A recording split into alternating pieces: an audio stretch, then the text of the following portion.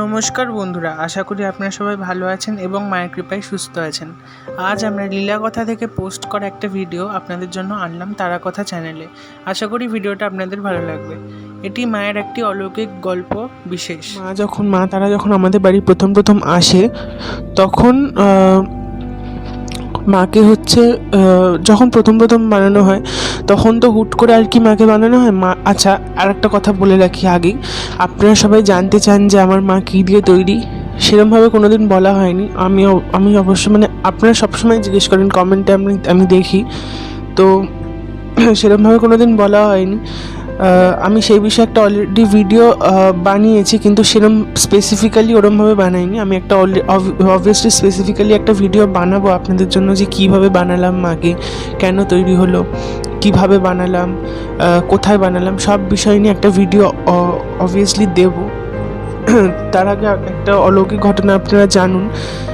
মাকে যখন বানাই তখন মাকে খেলার ছলেই বানানো, ওরম নয় যে মাকে প্রতিষ্ঠা করব, মাকে এরমভাবে বাড়িতে আনবো বা মা আমাদের ঘরে এরমভাবে আলো করে আসবে। ওরম আমরা জানতাম না। মাকে আমি খেলার ছলে বানাই অনেক ছোটোবেলায়। তখন যখন মাকে বানাই তখন আমাদের বাড়ি যখন আসে তখন আলাদা করে ঠাকুর ঘরে আমি আর রাখি না। আমাদের এখানে আমাদের দোতলায় দুটো ঘর আছে, পাশে বারান্দা। সেই বারান্দায় আমার মা দুটো টাইলস দিয়ে আর বস্তা টস্তা দিয়ে ভালো করে একটা কোণে একটা ছোট ঘর মতো বানিয়ে দিয়েছিল। ঠিক খেলার যেরকম ঘর হয় ওরকম একটা ঘর বানিয়ে দিয়েছিল। সেখানে আর কি খুব সুন্দর চারদিকে গার্ড করা, চারদিক না 3 দিক গার্ড করা। আর ভিতরে মা থাকতো, আমার মা তারা থাকতো। ঘরটা বানিয়ে দেয় আমার নিজের মা, আর মা তারা ওর ভিতর থাকতো। প্রথম ওখানেই পুজো করতাম। তারপর কি হয়, যত দিন যায় ওটা তো একটা টেম্পোরারি জায়গা ছিল, তাই আর কি খুব প্রবলেম হতো, কারণ জায়গাটাও ছোট ছিল। চারদিক আপনারা ফটোতে দেখে নিন কীরকম ছিল জায়গাটা, আমি ফটো পেস্ট করে দেবো। তো জায়গাটা খুব ছোট ছিল, তাই একটু প্রবলেম হতো। আর সব থেকে বড়ো প্রবলেম বর্ষাকালে, কারণ যেহেতু বারান্দায় ছিল তো তাই বৃষ্টির জন্য একটু সমস্যা হতো। বর্ষাকালে বৃষ্টি আর কি বারান্দায় ঢুকে আসতো, তাই একটু প্রবলেম হতো ওই জন্যে। কিন্তু কিছু অসুবিধা হতো, সেরম বলবো না, কারণ পুরো চারদিকটা গার্ডেড ছিল তো, তাই সেরম বৃষ্টি মন্দিরের ভিতর ঘরটার ভিতর আসতো না। কিন্তু তবুও আমার কীরকম একটা মনে হতো।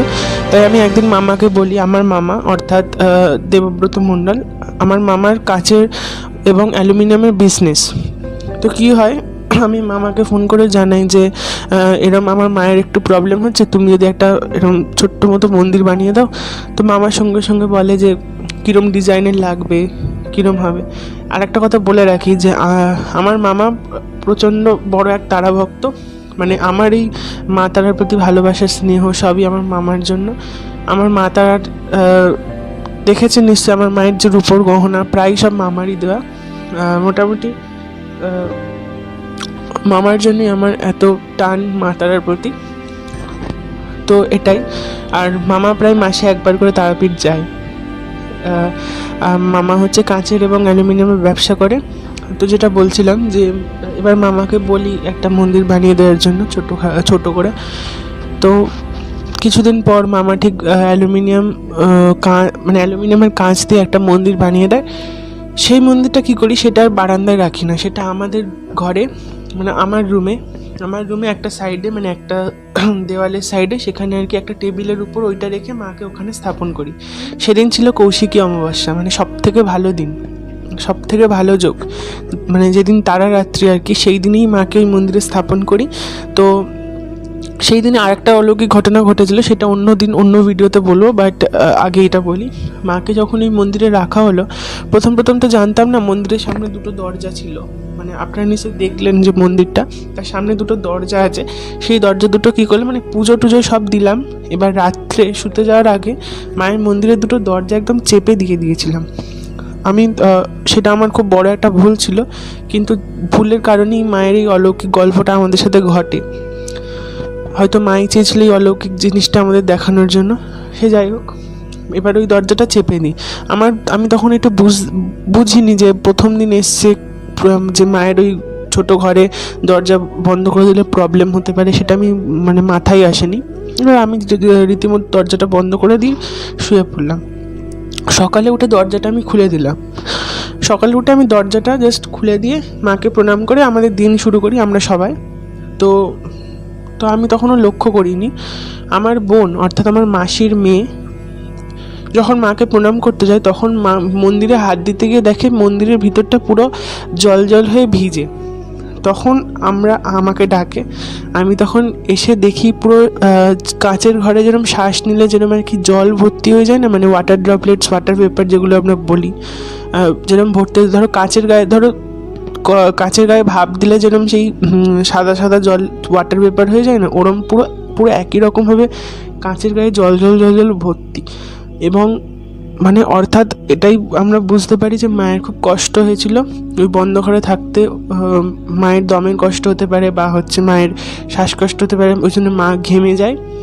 আর ওইটুকুনির মধ্যে খুব প্রবলেম হয়েছিল, মার মূর্তিটাও ঘেমে গেছিলো।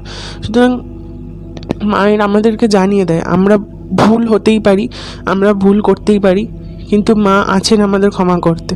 অনেকেই বিশ্বাস করেন যে মা তারা উগ্রে দেবী, বাড়িতে রাখতে নেই, বা অনেকেই এমনও বলেন যে মা তারা শ্মশানবাসিনী। কিন্তু আমার ক্ষেত্রে অন্যই ব্যাপার হয়, কারণ আমি মাকে ওরমভাবে আনি।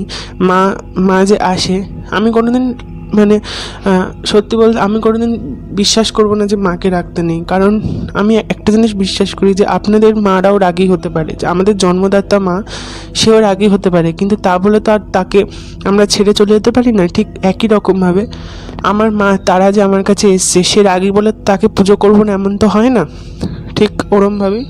তো আপনারা যদি কোনো পুজো করতে গিয়ে ভুল ত্রুটি হয়ও, তবুও মা বলে সে ক্ষমা করে দেবে, অবশ্যই সে ক্ষমা করে দেবে। মা তারার পুজোয় সবসময় ভক্তি আদর্শ এগুলোই মেন। কোনো মন্ত্রতন্ত্রের ঊর্ধ্বে গিয়ে আপনাদের ভক্তির চোখে মাকে পুজো করতে হবে, যেটা আমি করে থাকি। মানে আমি মাকে মন্ত্রতন্ত্র দিয়ে খুব কম ডাকি। মায়ের মন্ত্র আমি আগে জানতামই না, ছোটোবেলায় যখন মাকে পুজো করতাম কোনো মন্ত্রই জানতাম না, তখন এমনি পুজো করতাম। তখন আমি মাকে ফিল করতে পারতাম, তাহলে মন্ত্রতন্ত্রের আর জোরটা কোথায় রইলো, ওটাই গিয়ে না ব্যাপার। তো আজ ভিডিওটা এইটুকুনি। এবার আপনারা বিচার করুন যে তখন কি হয়েছিল। এটা আমার জীবনে ঘটা একটা অলৌকিক ঘটনা, যেরম ঘটেছে আপনাদেরকে ঠিক সেরমই বললাম। এবার আপনারা বিচার করুন যে ঘটনাটা সত্যি অলৌকিক না লৌকিক। অবশ্যই আপনারা কমেন্ট বক্সে জানাবেন এই ঘটনাটা কেমন লাগলো। তো আপনারা যদি চান আপনাদের সাথে ঘটা অলৌকিক ঘটনা আমাদের সাথে শেয়ার করে নিতে, আমাদের পরিবারের সাথে শেয়ার করে নিতে, তাহলে অবশ্যই আমাদেরকে জানাতে পারেন। আমাদের ইমেল আইডি অর্থাৎ leelakotha@gmail.com, সেটা হচ্ছে লিঙ্ক আপনারা ডিসক্রিপশন বক্সে পেয়ে যাবেন। সেখানে আমাদেরকে গল্পটা লিখে আর তার সাথে রিলেটেড ভিডিওস এবং ফটোস পাঠিয়ে আমাদেরকে জানাতে পারেন। আমরা অবশ্যই সেটা এই চ্যানেলে পোস্ট করব। আমাদের ফার্স্ট চ্যানেল যদি আপনারা সাবস্ক্রাইব না করে থাকেন, সেটাও আপনারা সাবস্ক্রাইব করে নিতে পারেন। সেখানে মা তারার পুজোর ভিডিওস পোস্ট করা হয়, আর এই লীলা কথাতে মায়ের লীলাগুলো পোস্ট করা হবে।